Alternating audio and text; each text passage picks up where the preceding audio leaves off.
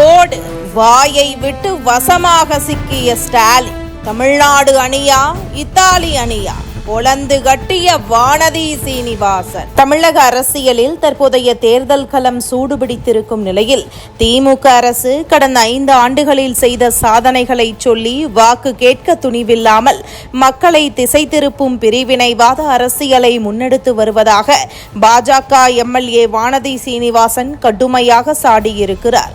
கடந்த 2021 சட்டமன்ற தேர்தலின் போது திமுக அளித்த சிலிண்டருக்கு 100 ரூபாய் மானியம், மாதம் ஒரு முறை மின்கட்டணம் செலுத்தும் முறை மற்றும் அனைத்து தகுதியுள்ள குடும்ப தலைவிகளுக்கு மாதம் 1000 ரூபாய் உரிமை தொகை போன்ற கவர்ச்சிகரமான வாக்குறுதிகள் பல இன்னும் முழுமையாக நிறைவேற்றப்படவில்லை என்பதால் மக்கள் கடும் கோபத்தில் உள்ளனர்.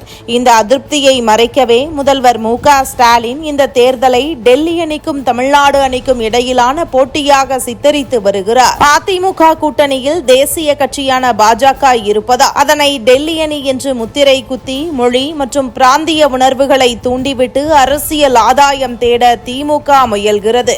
இதற்காக டெல்லி என்பதை இந்தியிலும் தமிழ்நாடு என்பதை தமிழிலும் எழுதி போஸ்டர் ஒட்டும் மலிவான யுத்திகளை அவர்கள் கையாளுகின்றனர். ஆனால் திமுக கூட்டணியில் அங்கம் வகிக்கும் காங்கிரஸ் கட்சியின் மூத்த தலைவர்கள் அனைவரும் இந்தியில்தான் பேசுகின்றனர் என்பதையும் அவர்களும் டெல்லியில் இருந்தே செயல்படுகின்றனர் என்பதையும் திமுக வசதியாக மறைத்துவிட்டது. குறிப்பாக ராகுல் காந்திக்கு திமுகவுடன் கூட்டணி வைக்க விருப்பம் இல்லை என்று சொல்லப்பட்ட சூழலில் சோனியா காந்தி நேரடியாக தலையிட்டுத்தான் இந்த தேர்தலுக்கான கூட்டணியை உறுதி செய்திருக்கிறார். சோனியா காந்தி இத்தாலி நாட்டில் பிறந்தவர் என்பதால் உண்மையில் திமுக வைத்திருப்பது ஒரு இத்தாலி அணியுடனான கூட்டணி என்றுதான் சொல்ல வேண்டும். டெல்லியை எதிர்க்கும் திமுக இத்தாலி பின்னணி கொண்ட தலைமையிடம் சரணடைவது ஏன் என்ற கேள்வி எழுகிறது. கடந்த 5 ஆண்டுகளில் ஊழல் மலிந்து போனதும் சட்டம் ஒழுங்கு சீர்குலைந்ததுமே திமுகவின் சாதனையாக உள்ளது.